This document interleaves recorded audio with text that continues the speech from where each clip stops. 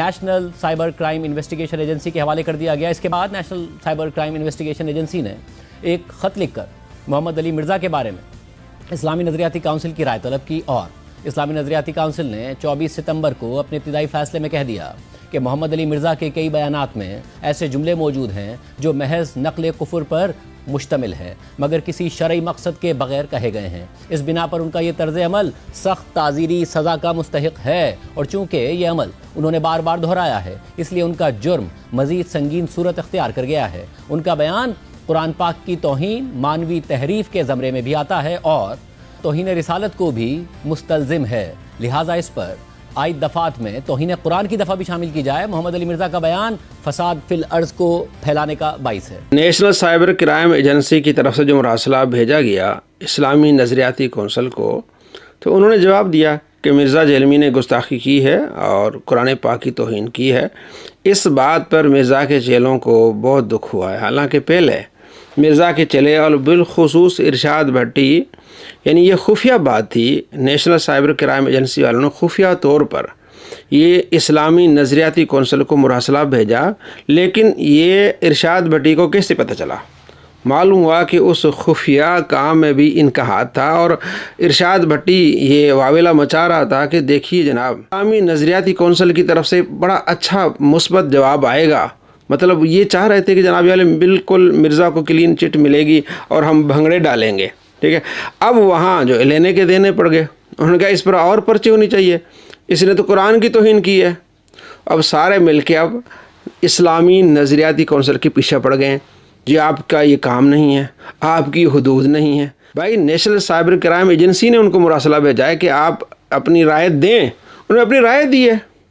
اس پر شاہ زیب خانزادہ صاحب نے جو ہے وہ پورا ایک پروگرام کیا 1 گھنٹے کا، اور ان علماء کی باتیں سنائی، یا ذاکرین کی، مفتیان کرام کی باتیں سنائی جو مرزا کے حق میں بولتے ہیں۔ بھئی ہماری بات بھی وہاں سناؤ، اور خاص طور پر مسیحی جو پادری ہیں ان کی باتیں وہاں سناؤ کہ مرزا جہلمی نے نبی صلی اللہ تعالیٰ علیہ وآلہ وسلم کی گستاخی کی ہے، اور گستاخی کر کے مسیحی برادری کی طرف منسوب کر دیا کہ نعوذ باللہ وہ نبی علیہ السلام کو یہ کہتے ہیں، وہ کہتے ہیں ہم یہ نہیں کہتے۔ تو شاہ زیب خانزادہ نے صحافت کی دھجیاں بکھیرتے ہوئے یہ پروگرام کیا۔ آپ کو دونوں طرف سے موقف پیش کرنا چاہیے تھا، لیکن نہیں، صرف وہ موقف جیو نیوز پہ چلائے جو مرزا کے حق میں تھے۔ پہلا موقف کس کا چلایا جناب علی؟ مفتی طارق مسعود کا۔ مفتی طارق مسعود تو خود کہتا تھا کہ پورے ملک میں مرزا کے خلاف FIRs ہونی چاہیے، یہ تو قادیانیوں سے بھی بدتر ہے، یہ تو صحابہ کا گستاخ ہے، پہلے یہ کہتا تھا۔ لیکن چونکہ گستاخی ہو چکی تھی مفتی طارق مسعود سے بھی، اب وہ قرض اتارنا چاہ رہے تھے، اور یہ کہہ رہے جناب علی مولویوں کے ہاتھ میں 295C آ چکی ہے، یہ معاملہ بڑا خطرناک ہوا ہے۔ نہیں جناب علی، نہیں، معاملہ خطرناک نہیں ہوا، جو گستاخ ہے اس کو سزا ملے گی، اس کے خلاف پرچہ ہوگا۔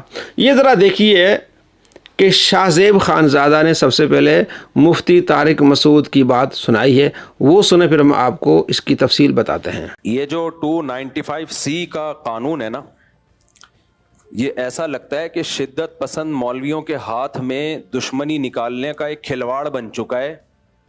جب چاہو جس پہ چاہو توہین رسالت کا الزام لگاؤ، اور عمر قید کی سزا کے لیے پھر جج پہ، تھانے پہ دباؤ ڈالو۔ جج سزا نہیں سناتا تو اس کو قتل کی دھمکیاں، وکیل اس کو فیور کرتا ہے تو اس کو قتل کی دھمکیاں، کوئی اگر اس کے فیور میں بیان دے تو اس کو قتل کی دھمکیاں، کہ گستاخ کا جو ہے یار بھی غدار ہے، اور گستاخ کا یار کو بھی قصبی سر قلم کیا جائے گا۔ یہ اس وقت پاکستان میں چل رہا ہے۔ جی مفتی صاحب، ایسا پاکستان میں نہیں چل رہا، جو گستاخی کرتا ہے اس کو پکڑنے کی علماء کرام درخواستیں دیتے ہیں کہ جناب علی اس کو پکڑیں۔ مرزا جہلمی کے خلاف 7000 سے زائد اپلیکیشنز گئی ہوئی ہیں، اور مرزا خود کہتا ہے کہ جناب علی سابق DG نے ان کو ردی کی ٹوکری میں ڈال دیا۔ وہ کیا ہے؟ کسی نے مرزا کو جا کے گن پوائنٹ پہ کہا کہ جناب علی آپ نے یہ کرنا، یہ نہیں کرنا؟ علماء نے سمجھایا، بار بار بتایا، کہتا نہیں میں تو منجی ٹھوک دوں گا۔ اب اسلامی نظریاتی کونسل نے جب مرزا کی منجی ٹھوکی تو سارے جناب علی باولے کتے کی طرح پھر رہے ہیں، اور مفتی طارق مسعود کتنی غلط بات کر رہا ہے، اور اسی کے مسئلے کے علماء کہتے ہیں بہت بھونڈی اور غلط بات کر رہا ہے، اصول کے خلاف بات کر رہا ہے. یہ ذرا دیکھ لیں کتنی غلط بات کر رہا ہے. انجینئر نے اگر یہ کہہ دیا تو اس پہ یہ اعتراض تو کیا جائے گا کہ عیسائی ایسا کہتے ہیں کہ نہیں کہتے. سمجھ میں آ رہی ہے بات؟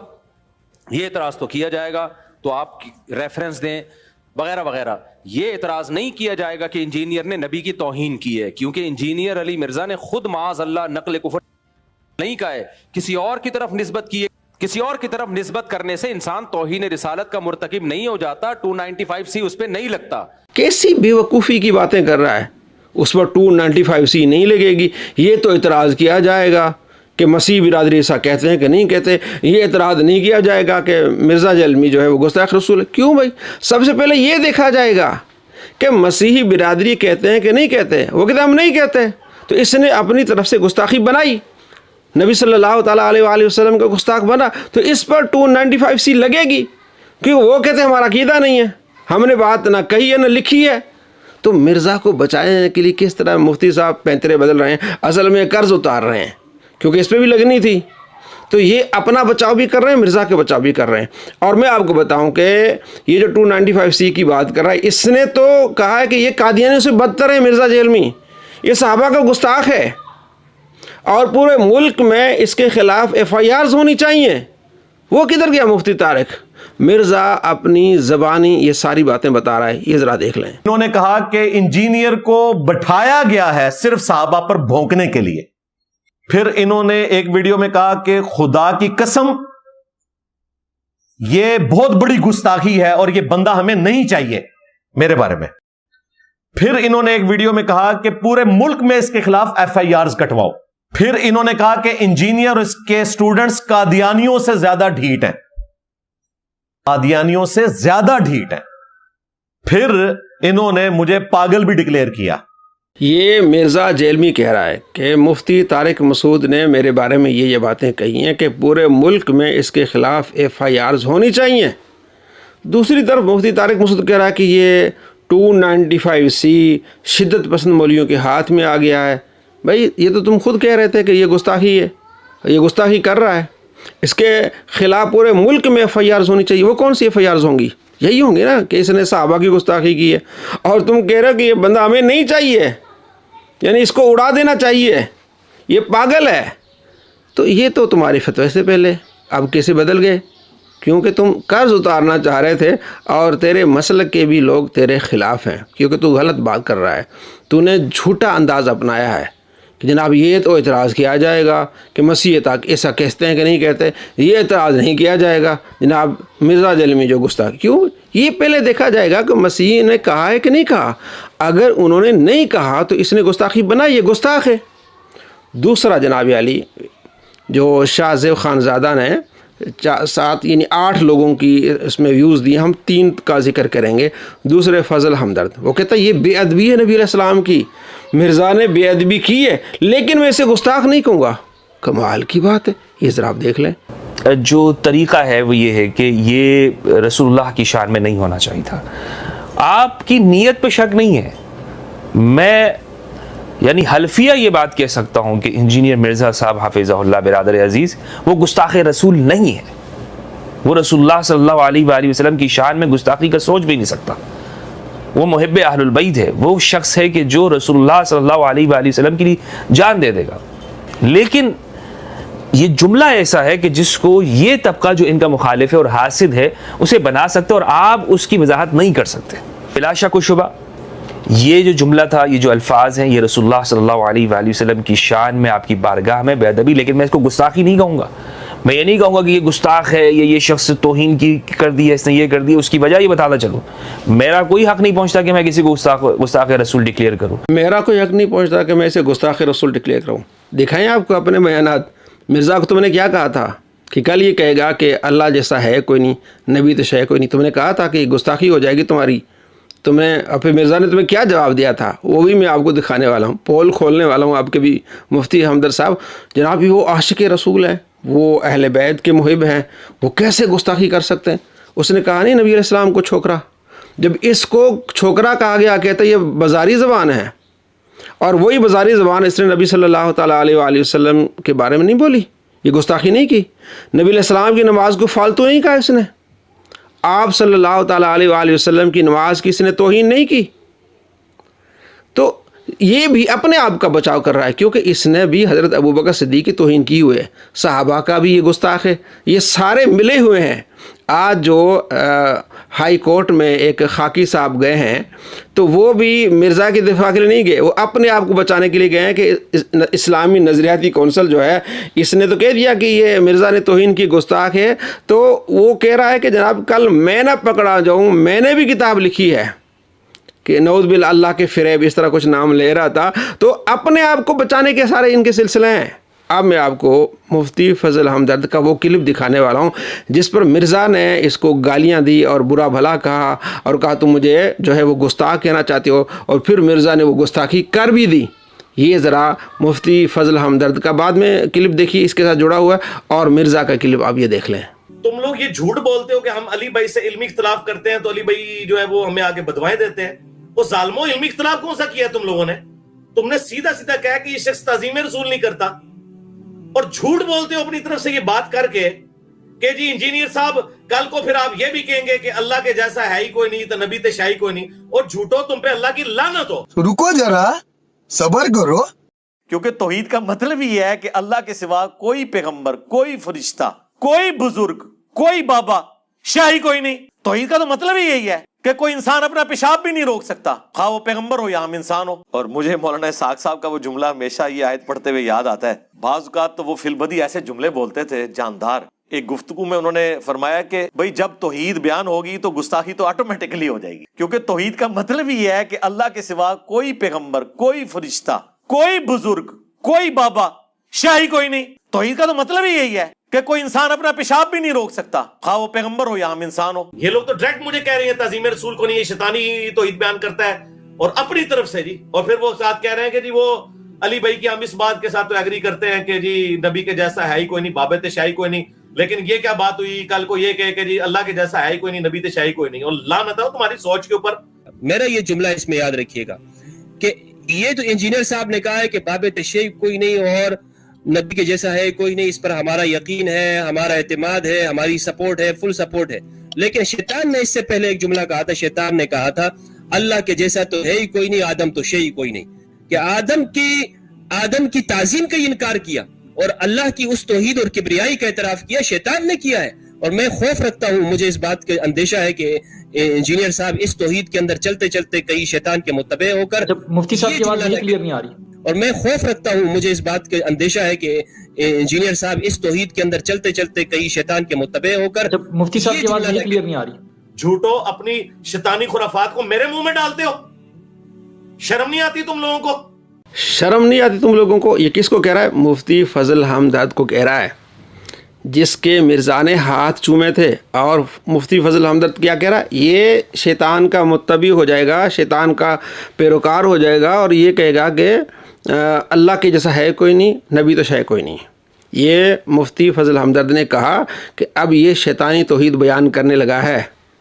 اور مرزا کہہ رہا کہ یہ مجھے کہہ رہا کہ یہ شخص تعظیم رسول نہیں کرتا، یہ مجھے گستاخ کہہ رہا ہے، اس پر لعنت ہو. اور مرزا نے پھر کہہ دیا کہ یہ یعنی مرزا کہہ رہا ہے کہ انہوں نے مجھ پر الزام لگایا ہے کہ میں نبی علیہ السلام کی تعظیم نہیں کرتا، اور یہ کہتے ہیں کہ کل تو یہ کہے گا کہ اللہ جیسا ہے ہی نہیں، نبی تو شے نہیں. پھر مرزا نے کہہ دیا کہ اللہ کے سوا کوئی ہے ہی نہیں، نبی تو شے نہیں، نبی جو ہے وہ پیشاب نہیں روک سکتے. تو مفتی فضل ہمدرد جو کہہ رہے تھے کہ یہ شخص تعظیم رسول نہیں کرتا، یہ گستاخ ہے، تو گستاخ اس نے کر دی. تو مفتی صاحب آپ تو اپنے ہی بیان میں پھنس گئے. تم کہہ رہے ہو، اب کہہ رہے ہو کہ جناب میں سوچ بھی نہیں سکتا کہ جناب علی یہ نبی علیہ السلام کی گستاخی کرے گا. پہلے آپ کہتے تھے کہ یہ شیطانی تو ہی بیان کر رہا ہے اور یہ گستاخی کرے گا، اور اس نے گستاخی کر دی. تو مفتی صاحب آپ اپنے بیان میں الجھ گئے اور آپ کا بھی تضاد کھل گیا. تو اس وقت آپ بھی اپنا بچاؤ کر رہے ہیں، کیونکہ اس لسٹ میں آپ کا بھی نام آ رہا ہے، صحابہ کی گستاخی میں آپ کا بھی نام آ رہا ہے، اس لیے آپ اپنا بچاؤ کر رہے ہیں. جتنے بھی مرزا کا بچاؤ کر رہے ہیں نا، اصل میں اپنا بچاؤ کر رہے ہیں کہ کل ہماری باری آئے گی. اب تیسرے ہیں جناب علی جاوید احمد غامدی صاحب، جو پہلے کہا کرتے تھے کہ یہ گندی مکھی ہے، صحابہ کا ادب احترام نہیں کرتے، اور اس کو سمجھانا چاہیے، لیکن یہ ایسا گندا ہے کہ یہ ہر وقت گند پہ جاتا ہے۔ یہ پہلے کہا کرتے تھے جاوید احمد غامدی صاحب، اب کیا کہہ رہے ہیں؟ پہلے اب کا بیان ہم آپ کو سناتے ہیں، اس کے بعد اس کا پرانا بیان ہم آپ کو سناتے ہیں۔ سچی بات ہے کہ میرے تصور بھی میں نہیں تھا کہ اسلامی نظریاتی کونسل جیسا آئینی ادارہ اس طرح اپنے حدود سے تجاوز کر سکتا ہے۔ اگر کوئی اس نوعیت کا استفسار آیا تھا تو اولاً اسلامی نظریاتی کونسل کو اپنے حدود کا تعین کرتے ہوئے اس کا جواب یہ دینا چاہیے تھا کہ یہ اس کے دائرہ اختیار سے باہر ہے۔ اسلامی نظریاتی کونسل کو چاہیے تھا کہ یہ ان کا دائرہ اختیار سے باہر ہے، لہذا ہم اس پر کوئی ورڈکٹ نہیں دیں گے۔ بھائی ان سے پوچھا گیا ہے، مراسلہ بھیجا گیا ان کو کہ آپ بتائیں، اپنی رائے دیں، آپ کو ہم پال رہے ہیں، ظاہر ہے آپ جو حکومت کے جو ہے وہ کارندے ہیں، ایک کونسل ہے، آپ بتائیں مرزا جیلمی گستاخ ہے کہ نہیں ہے۔ تو اس کو نیشنل کرائم ایجنسی نے یہ مراسلہ بھیجا ہے ان کو، اسلامی نظریاتی کونسل والوں کو۔ اب وہ یہ کہیں گے نہیں جناب ہم اس کام میں نہیں پڑھتے، بھائی ان کو بھیجا گیا، ان کی ذمہ داری بنی کہ ہم نے اس پر ورڈکٹ دینی ہے، ہم نے جو دیکھا ہے، جو پڑھا ہے، سارے فتوی ہم نے دیکھے ہیں، تو یہ مرزا جو گستاخ ہے اس پر تو قرآن کی توہین کی بھی ایک دفعہ لگنی چاہیے۔ اور غامدی صاحب اس میں لگے ہوئے، جناب ان کا دائرہ کار نہیں تھا، ان کا یہ نہیں تھا۔ انتہائی افسوسناک صورتحال ہے۔ میں تو کسی مسلمان کے بارے میں یہ تصور ہی نہیں کر سکتا کہ وہ رسالت مآب صلی اللہ علیہ وسلم کی بارگاہ میں کوئی گستاخی کی بات کہے گا۔ یہ غامدی صاحب کہہ رہے ہیں کہ میں تصور بھی نہیں کر سکتا کہ کوئی مسلمان نبی علیہ السلام کی گستاخی کرے گا۔ تو آپ نے ابھی ہم آپ کو دکھانے والے ہیں، آپ تو اسے گندی مکھی کہہ رہے ہیں، آپ کہہ رہے ہیں کہ گستاخ ہے، گندی مکھی ہے نا، صحابہ کی گستاخی کر رہا ہے۔ اسے پوچھا گیا کہ یہ سے صحابہ ہیں جو کہتے ہیں باب شے کوئی نہیں، پھر یہ غامدی صاحب کہتے ہیں کہ صحابہ کرام نے ہم تک دین پہنچایا، وہ شے نہیں ہے، یہ گستاخیاں کر رہا ہے۔ یہی آپ بتانا چاہ رہے تھے نا۔ اور مرزا جو بار بار کہہ رہا ہے کہ یہ حنفی گستاخ ہیں، یہ بریلوی گستاخ ہیں، یہ جناب صوفی گستاخ ہیں۔ جناب علی جاوید غامدی صاحب، مرزا خود فتوی دے چکا ہے، علماء کو گستاخ کہہ چکا ہے، دجال کہہ چکا ہے، تو وہ تو کہتا ہے ہاں مسلمان گستاخ ہیں، نعوذ باللہ۔ جب مسلمانوں کو گستاخ وہ کہہ رہا ہے تو وہ خود گستاخ نہیں ہے کیا؟ نبی صلی اللہ تعالیٰ علیہ وآلہ وسلم کے بارے میں ایسے الفاظ کہنے والا گستاخ نہیں ہے؟ نبی علیہ السلام کو چھوکرا کہنے والا گستاخ نہیں ہے؟ نبی علیہ السلام کی نماز کو فالتو کہنے والا گستاخ نہیں ہے؟ کہتے ہیں میں تصور ہی نہیں کر سکتا۔ وہ آپ کو جاہل کہہ رہا ہے، کئی ویڈیوز میں مرزا جیلمی نے غامدی کو جاہل کہا ہے، تو آپ کو تو جاہل کہہ رہا ہے وہ، تو آپ کو جاہل کہنے والا وہ بادب شخص ہے۔ اب دیکھیے کہ غامدی پرانے زمانے میں پرانا اس کا بیان کیا ہے۔ بڑھاتے غم صاحب، یہ بیان فرمائیے گا کہ ہمارے ہاں عام طور پر اب یہ کہا جانا شروع ہو گیا ہے کہ جو لوگ روایت سے جڑے ہوئے ہیں، ٹریڈیشن سے جڑے ہوئے ہیں، اپنے ماضی کی ایک جس کو آپ کہتے ہیں تراث ہے، ماضی کی علمی روایت ہے، اس میں بڑے بڑے نابغہ روزگار عبقری لوگ پیدا ہوئے ہیں، ان کے ساتھ اپنے تعلق کا اظہار کرتے ہیں، تو یہ ایک تہمت بنتی جا رہی ہے، بلکہ اس کو بہت کنڈیم کیا جاتا ہے اور یہ کہا جاتا ہے کہ یہ تو بابیں ہیں، ان کی اپنی دنیا ہے اور بابوں کا جہاں اور ہے، کتابوں کا جہاں اور ہے۔ اور جب ہم تنقید کرتے ہیں اپنے ماضی کی روایت کے اوپر اور کہا جاتا ہے کہ جی یہ تو بابوں کی اپنی دنیا تھی اور یہ بابیں ہیں اور ہم تو صرف کتابی ہو کے رہنا ہے، تو ان میں سے کیا کس چیز کا انتخاب کرنا ہے، بابوں کا یا کتابوں کا؟ یہ کتابیں کیا آسمان سے براہ راست نازل ہوتی ہیں؟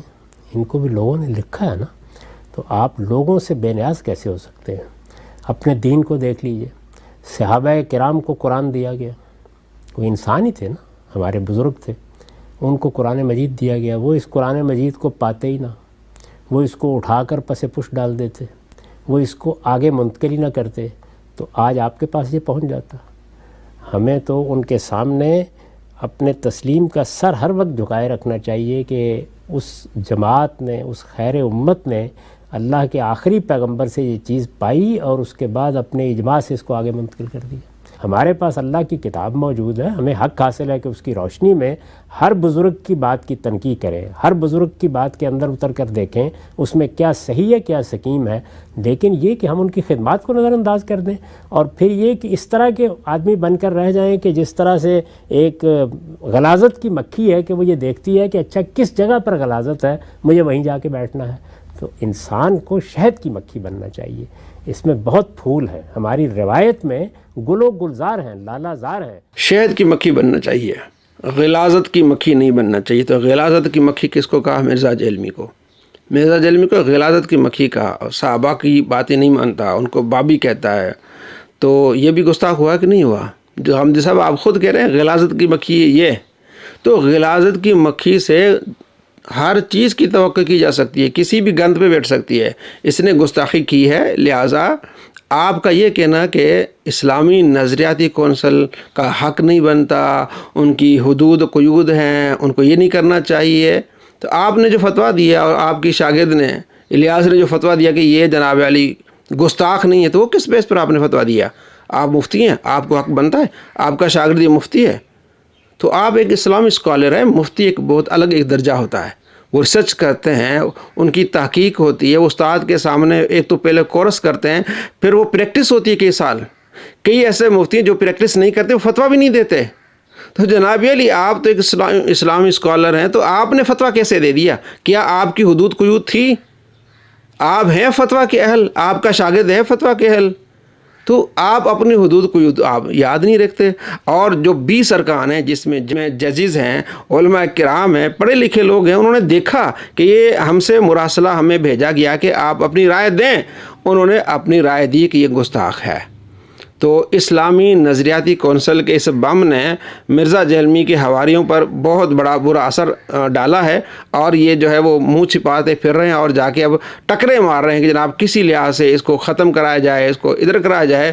تو جناب علی آپ کے حصے میں ذلت رکھی ہوئی ہے، اور آپ کو بار بار یہ ذلت اٹھانی پڑے گی. کیوں کہ اللہ کا فرمان ہے حدیث قدسی، من عادی لی ولی فقد آذنتہ بالحرب، جس نے میرے ولی سے عداوت رکھی اس سے میرے اعلان جنگ ہے.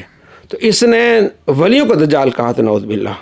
تو اللہ فرماتے اس نے ولی سے عداوت رکھی، یہ عداوت سے آگے بڑھ گیا تھا، یہ گالیاں دیتا تھا. تو عداوت سے بڑھ کے اس نے اعلان جنگ کیا، تو اللہ نے اس کو ایسا گرا کیونکہ اس کی عادت بن گئی. علماء کو دجال کہا، اللہ کے ولیوں کو دجال کہا، پھر یہاں تک نبی صلی اللہ تعالیٰ علیہ وآلہ وسلم تک پہنچا. اس کی زبان چالو ہو گئی تھی، اس کو عادت پڑ گئی تھی، تو اس نے پھنسنا تھا. اور گستاخ پھنسے جاتے ہیں. تو گستاخوں کو سپورٹ کرنا، یہ اپنی آخرت کی فکر کریں. جو گستاخ کو سپورٹ کرتے ہیں، جو اس کو ہیلپ کرتے ہیں، اپنا امام مانتے ہیں، گستاخ کو، دجال کو اپنا امام مانتے ہو، نعوذ باللہ من ذالک. اپنی آخرت کی فکر کریں.